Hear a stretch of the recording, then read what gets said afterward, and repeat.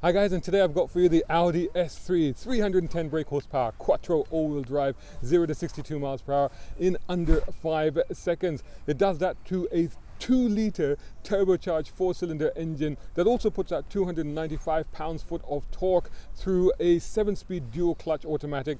Audi call it twin-clutch S-tronic.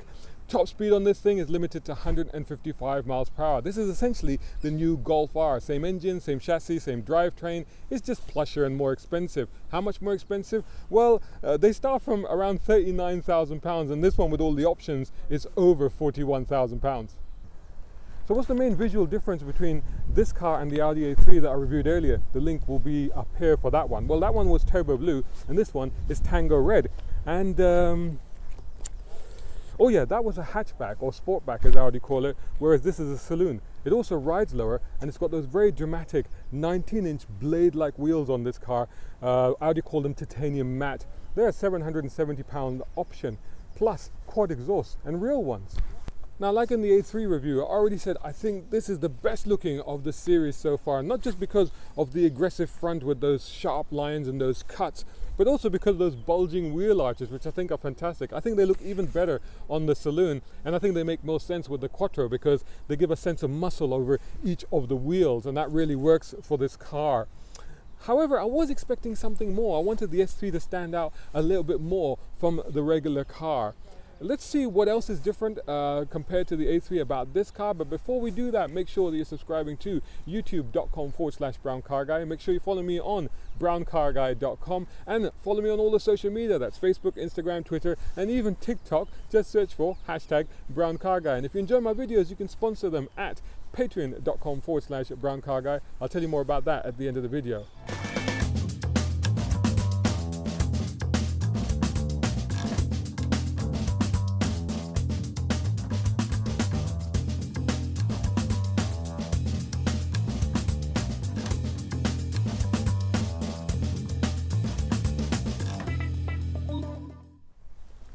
So let's check out the boot. I can open it with the key fob there.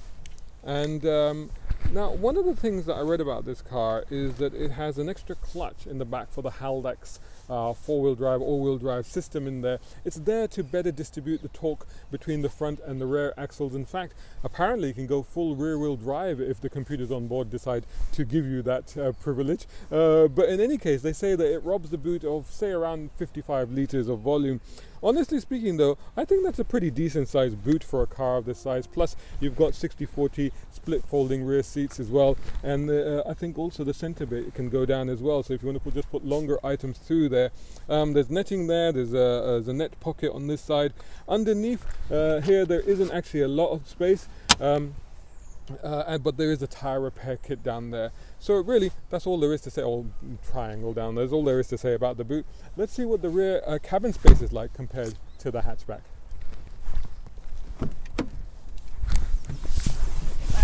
Nice to get out of the rain and into this car. And wow, okay, I'm trying to remember back to the A3, and I don't know, I feel like that there was maybe a fraction more room in the A3. It's pretty much on par, because I remember I had to use the fact that they've got scoops here pretty much was where my knee slotted into that car as well. So it's very similar in terms of legroom, although, you know, the saloon is 15 centimeter longer, but I guess the 15 centimeter just is the boot actually on the car. More interestingly, however, is the headroom, because my head is right up against the roof here, which is very odd because it wasn't the case in the hatchback, and I have checked. They are the same height at the highest level, but I guess this one's got more of a slope on it perhaps, or maybe the seat position has been altered a little bit, again, maybe because of that all-wheel drive system that's fitted to this car, so that might be a factor. So before you buy it, make sure that if you have taller passengers, remember this driver's seat is also set for my height. I'm 6'2" with long legs, so obviously the space is compromised. If there were 4 normal size adults, it wouldn't be so bad, but do check for headroom. You have vents back here, you have a power supply, you have a center armrest just like in the A3 with cup holders in it, and of course Isofix Chelsea anchor points. Very nice plush diamond trimming on the seats here. Napa leather on this car. Bang & Olufsen sound system, that's an option. I'll talk about that more in a bit, but yeah, otherwise quite good. Just beware of the space in here. Time to get into the front.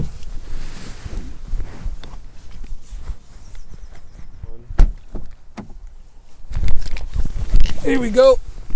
Now this is all very familiar, isn't it? And yeah, I mean, let's start it up. There's a starter button, key is in my pocket, and there you go. And it all starts up. Now, it does the same thing, like continuous guess, and then it will also ask for your privacy. It's like visiting a website, this.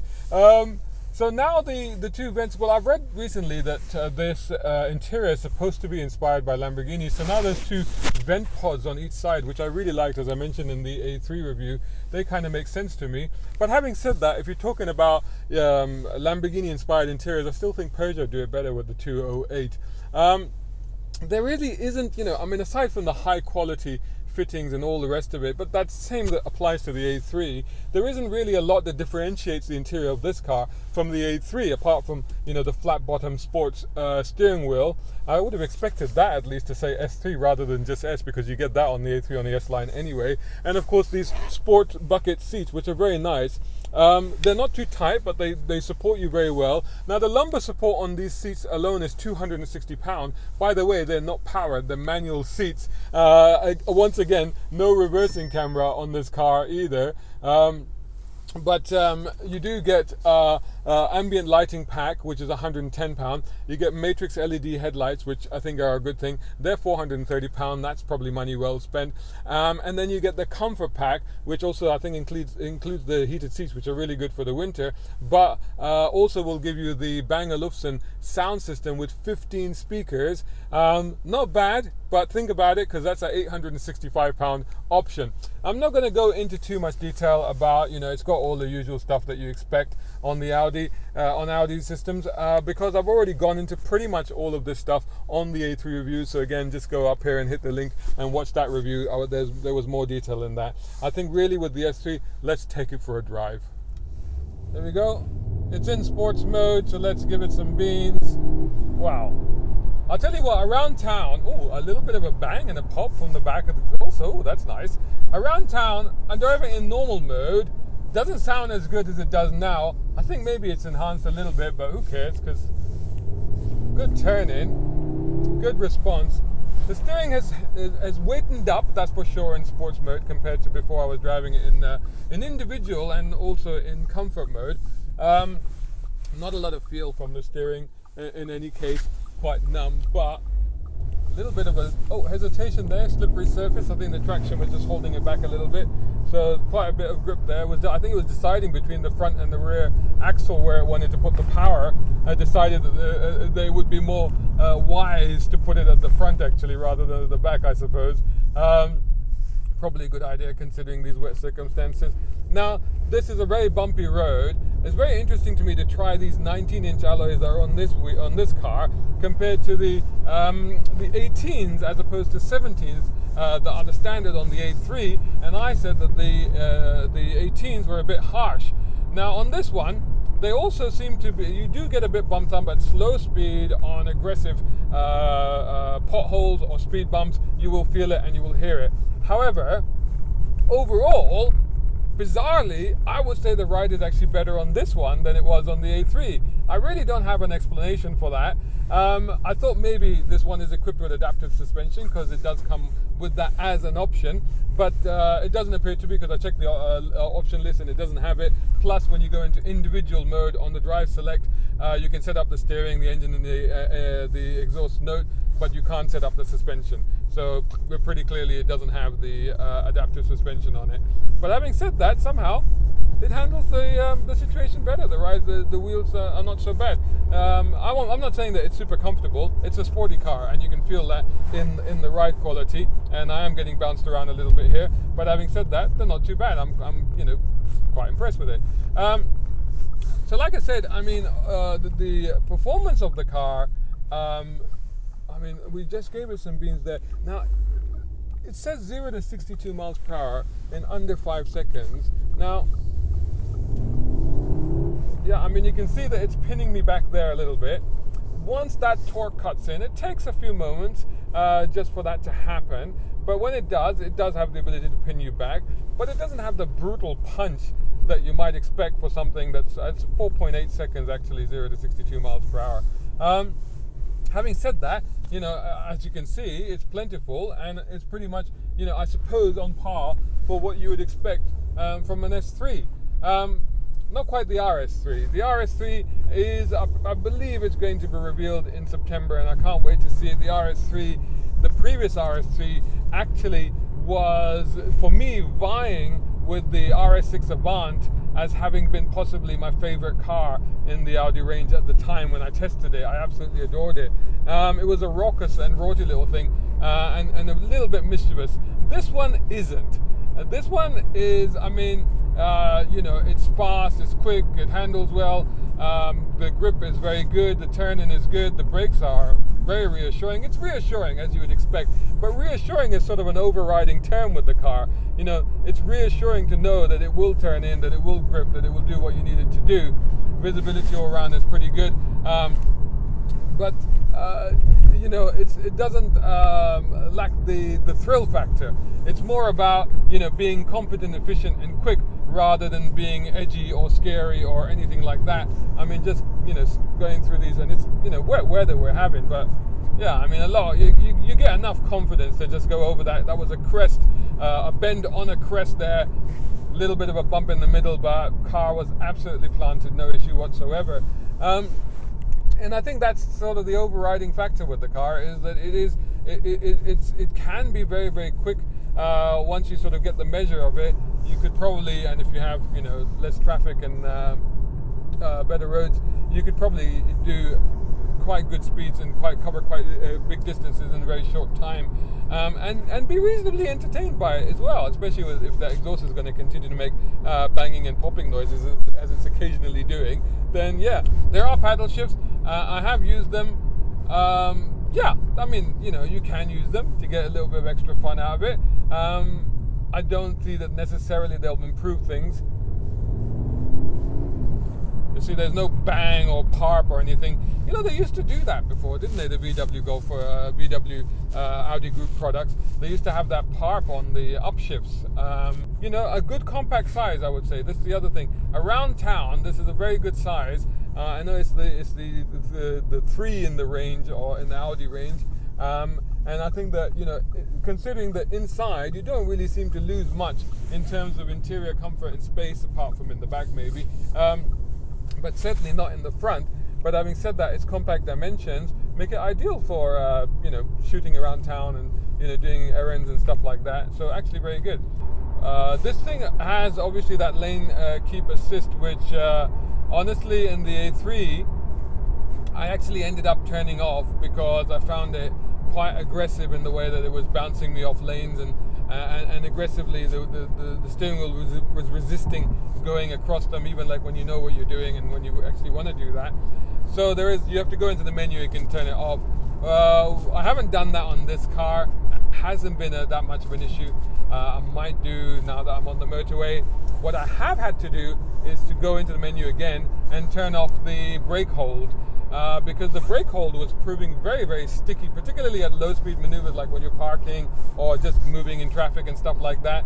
Because the moment that you came to a slight halt, the brakes would lock on again, and then you have to press a little bit too much on the accelerator just to get it past that to start moving again. So when you're trying to do slow speed maneuvers for parking, it feels really sticky and jerky. So I just went in and turned that off. But it's a useful feature to have. So now up to motorway speeds. It does have cruise control, not active cruise control, not adaptive cruise control, but it does have cruise control. I'm not going to bother using it for this short run. But it's very good. I should put it back into, let's just put it back into automatic. Because then it should just choose what the ideal thing is for it. And again, the engine has quietened down. I can see that there is a difference in the note. Very little wind noise. The ride is very smooth now. This is definitely a very competent motorway cruiser, no doubt about it. I think that it would do that very, very well indeed.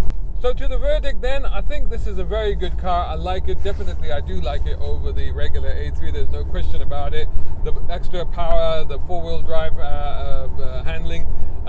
It is definitely a sportier car, and it's more satisfying and entertaining for all that. Having said that, I don't know if it's that far above where I would want it to be if I'm paying that much extra compared to an A3. And it doesn't have that kind of the wildness which I would expect from the RS3.